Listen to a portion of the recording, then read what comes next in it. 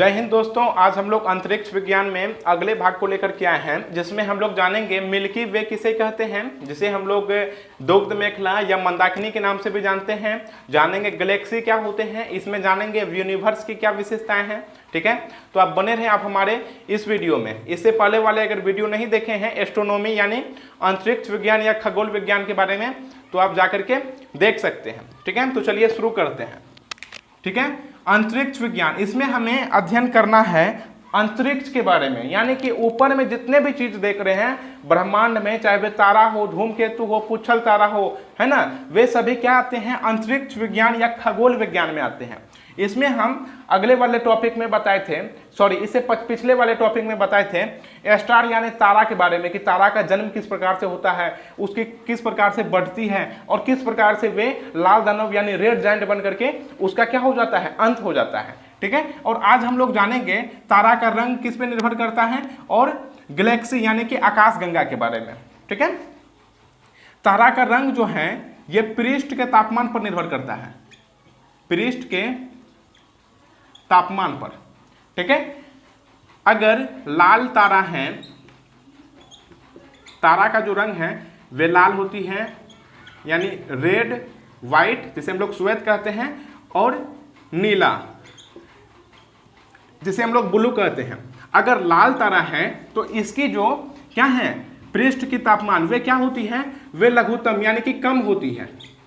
ठीक है, कम होती है। और अगर श्वेत तारा है, ठीक है, यानी कि व्हाइट स्टार है, तो इसकी जो तापमान है वे मध्यम रहता है। ठीक है, और अगर ब्लू स्टार है यानी नीला तारा है, ठीक है, तो इसका जो तापमान है वे क्या होता है, काफी उच्च रहता है। ठीक है, काफी हाई होता है। ठीक, ये तो हो गई तारा का रंग, है ना, जिसे हम लोग क्या कहते हैं स्टार्स कलर के नाम से जानते हैं। अब हम लोग बात करते हैं आकाशगंगा के बारे में, जिसे हम लोग इंग्लिश में कहते हैं गैलेक्सी। गैलेक्सी किसे कहते हैं भाई? तो आप ब्रह्मांड में जितने भी चीज देख रहे हैं उसमें से आकाशगंगा की अगर बात करें, यानी अगर ब्रह्मांड में बात करें, अगर हम लोग ब्रह्मांड में बात करें तो ब्रह्मांड में 100 अरब गैलेक्सी है। ठीक है, ब्रह्मांड में कितनी गैलेक्सी हैं, कितनी आकाशगंगा हैं? 100 अरब क्या है गैलेक्सी, आकाशगंगा जिसे हम लोग कहते हैं। और प्रत्येक गैलेक्सी में यानी प्रत्येक आकाशगंगा में, एक आकाशगंगा में अगर बात करें, प्रत्येक गैलेक्सी यानी प्रत्येक आकाशगंगा में 100 अरब क्या हैं, तारे हैं। क्या हैं? 100 अरब तारे हैं। ठीक है, तो आप पता लगा सकते हैं कि हमारा जो यूनिवर्स है वे कितने बड़े हैं, कितने बड़े विशाल है, और ये बढ़ता ही जा रहा है। ठीक है, यानी कोई सुपर पावर है जिसके माध्यम से ये बढ़ता ही जा रहा है। ठीक है, ब्रह्मांड में 100 अरब गैलेक्सी हैं और प्रत्येक गैलेक्सी में क्या है, 100 अरब तारे हैं। अब हम लोग समझते हैं गैलेक्सी यानी आकाशगंगा के बारे में। ठीक है, ब्रह्मांड में कितनी गैलेक्सी हैं? 100 अरब। ठीक है, तो हमें 100 अरब नहीं पढ़ना है। ठीक है, और 100 अरब हम लोग इस जन्म में पढ़ भी नहीं सकते हैं। ठीक है, तो जिस गैलेक्सी में हम लोग रहते हैं, जिस गैलेक्सी में हमारा सौर मंडल रहता है, उसे पढ़ना है। ये सभी क्या है, गैलेक्सी हैं। ठीक है, जिस गैलेक्सी में हम लोग रहते हैं उसे हम लोग क्या कहते हैं, मंदाकिनी के नाम से जानते हैं। क्या कहते हैं? मंदाकिनी कहते हैं। ठीक है, इसी को हम लोग मिल्की वे कहते हैं। इसी को हम लोग क्या कहते हैं, मिल्की वे कहते हैं। यानी जिस गैलेक्सी में हम लोग रहते हैं, जिस गैलेक्सी में क्या रहता है, हमारा सन रहता है, सूर्य रहता है। ठीक है, इसी को हम लोग यानी मंदाकिनी को ही हम लोग क्या कहते हैं, दुग्ध मेखला भी कहते हैं। क्या कहते हैं भाई? दुग्ध मेखला। ठीक है, यानी जिस गैलेक्सी में हम लोग रहते हैं। ठीक, और ये क्या है, ये सूर्य है। मंदाकिनी है, ये हमारी क्या है, गैलेक्सी है। ठीक है, हमारी आकाशगंगा कौन है, मंदाकिनी है। क्योंकि हमें सभी आकाशगंगा का नाम नहीं याद करना है, जो हमारी आकाशगंगा है वो क्या है, मंदाकिनी है। और हमारी आकाशगंगा की करीबी आकाशगंगा की अगर बात करें तो एंड्रोमेडा है, जिसे हम लोग देवयानी कहते हैं। हमारी आकाशगंगा के करीबी आकाशगंगा का नाम है देवयानी, जिसे हम लोग एंड्रोमेडा कहते हैं।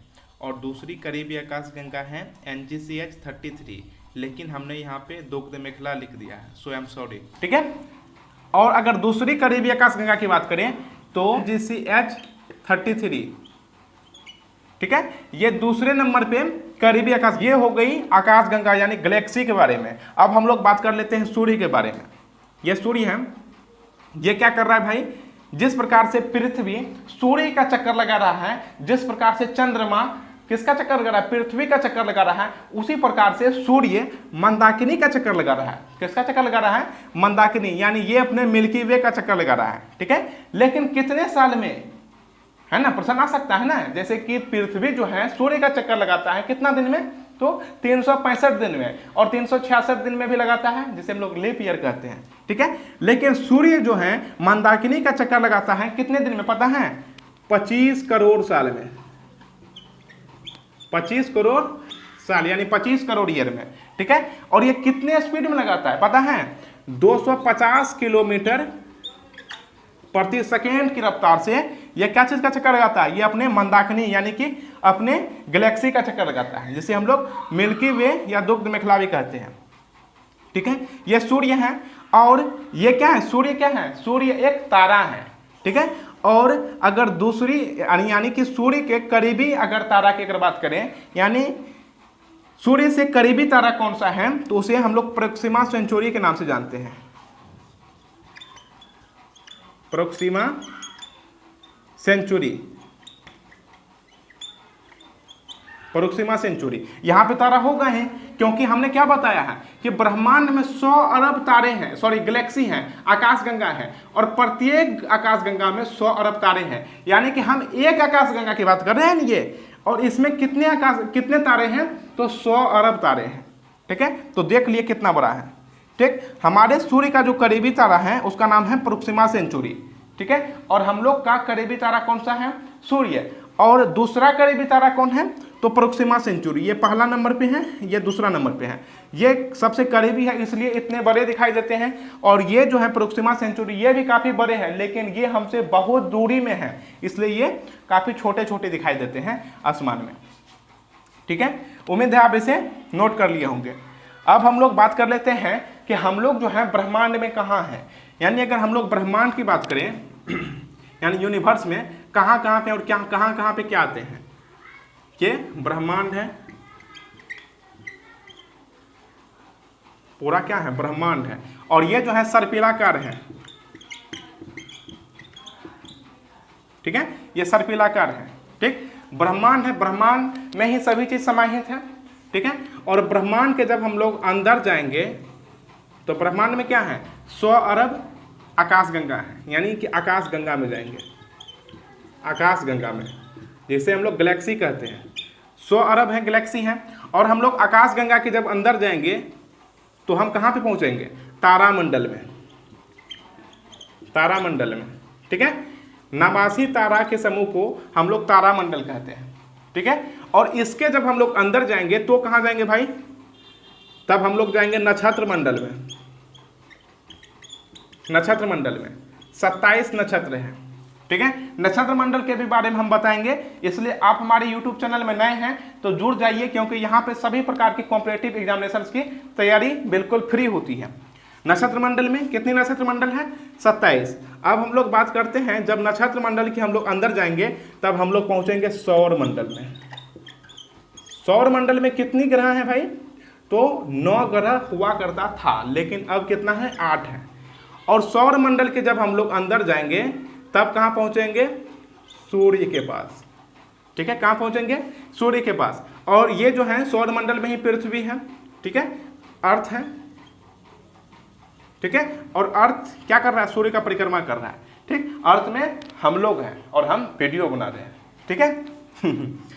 इसे आप नोट कर लें, ब्रह्मांड में हमारी जो स्थिति है कितनी है, यानी एक पार्टिकल्स कण के माध्यम से हम लोग के क्या है, यानी पूरे ब्रह्मांड में स्थान है, ठीक है। कण से भी कण, है ना, यानी जो छोटा अणु होता है ना, उससे भी अणु, ठीक है। आप इसे नोट कर लिए होंगे उम्मीद है। अब हम लोग बात करते हैं सूर्य एवं पृथ्वी से संबंधित जो वैज्ञानिक हुआ करते थे, जो भूगोलवेता हुआ करते थे, वो क्या देते थे, वो अपना सिद्धांत दिए हैं, जिसे हम लोग थ्योरी कहते हैं। सूर्य एवं पृथ्वी से संबंधित सिद्धांत, क्या चीज, सूर्य एवं पृथ्वी से संबंधित सिद्धांत। ठीक है, इसमें अगर बात करें सूर्य एवं पृथ्वी संबंधित सिद्धांत में, तो प्रथम सिद्धांत दिए थे टॉलेमी महोदय ने, टॉलेमी। ठीक है, टॉलेमी। इन्होंने क्या कहा था कि जो सूर्य है, सूर्य क्या करता है, पृथ्वी का घूर्णन करता है। बताइए, यह टॉलेमी कहे थे कि जो सूर्य है ये क्या कर रहा है, पृथ्वी का चक्कर कर रहा है, पृथ्वी का घूर्णन। कौन बताए थे, ये टॉलेमी महोदय। ठीक है, अब दूसरे में आते हैं कॉपरनिकस। कॉपरनिकस महोदय बताए थे कि नहीं भाई, जो सूर्य हैं वे पृथ्वी का घूर्णन नहीं करते हैं, बल्कि पृथ्वी सूर्य का घूर्णन करते हैं। कौन घूर्णन करता है, पृथ्वी घूर्णन करता है, किसका, सूर्य का। ठीक है, लेकिन इन्होंने बताया था कि घूर्णन तो करता है लेकिन ये गोला में करता है, कॉपरनिकस बताए थे। तीसरा में आते हैं कैपलर महोदय। कैपलर, कैपलर कहें जी हाँ बिल्कुल, पृथ्वी घूर्णन करता है सूर्य का। ठीक है, लेकिन ये दीर्घवृत्ताकार में करते हैं, यानी सर्पिलाकार में करते हैं। ठीक है, कैपलर के बाद आते हैं गैलीलियो। कौन है, गैलीलियो। और ये टेलीस्कोप के माध्यम से, दूरदर्शी के माध्यम से प्रूव कर दिए कि जो पृथ्वी हैं वे क्या चीज का, सूर्य का घूर्णन कर रहे हैं। और ये सभी सिद्धांत सभी सही दिए हैं, लेकिन टॉलेमी का सिद्धांत को काट दिया गया। ठीक है, ये दूरदर्शी के माध्यम से प्रूव किए। ठीक है, पांचवें में आते हैं हमारे एडविन हब्बल साहब। हब्बल, इन्होंने क्या किया, इन्होंने जो टेलीस्कोप है उन्हीं को कहाँ भेज दिए, कहाँ पे भेज दिए, ब्रह्मांड में, यानी अंतरिक्ष में भेज दिए। ठीक है, जिससे पता चला कि ब्रह्मांड जो है और बढ़ ही रहा है, यानी कोई पावर है, कोई शक्ति है जिसके माध्यम से ब्रह्मांड जो है और विस्तारित हो ही रहा है। ठीक है, और ये जब कभी भी एक दूसरे से जोड़ने लगेगा तो हम लोग उसे सुपर क्रंच के नाम से जानेंगे। ठीक है, जब इसकी शक्ति समाप्त हो जाएगी। एडविन हब्बल साहब ने क्या कहा कि ब्रह्मांड बढ़ ही रहा है, ब्रह्मांड बढ़ रहा है। ये क्या कहाँ भेज दिए, अपने दूरदर्शी को अंतरिक्ष में भेज दिया। तो प्रश्न पूछ सकता है, क्वेश्चन में आ सकता है कि जो हब्बल है वे क्या है, तो वे एक टेलीस्कोप है, हब्बल महोदय ने बनाया था और ये अंतरिक्ष में भेज दिया गया, जैसे पता लगाया गया कि जो ब्रह्मांड है, जो यूनिवर्स है वो बढ़ ही रहा है। तो उम्मीद है आप इसे नोट कर लिए होंगे। ठीक है, और इसी प्रकार से वीडियो देखने के लिए और सभी सब्जेक्ट्स को समझने के लिए, पढ़ने के लिए आप हमारे YouTube चैनल से जुड़े रहें। फिर मिलते हैं अगले वीडियो में, तब तक के लिए जय हिंद।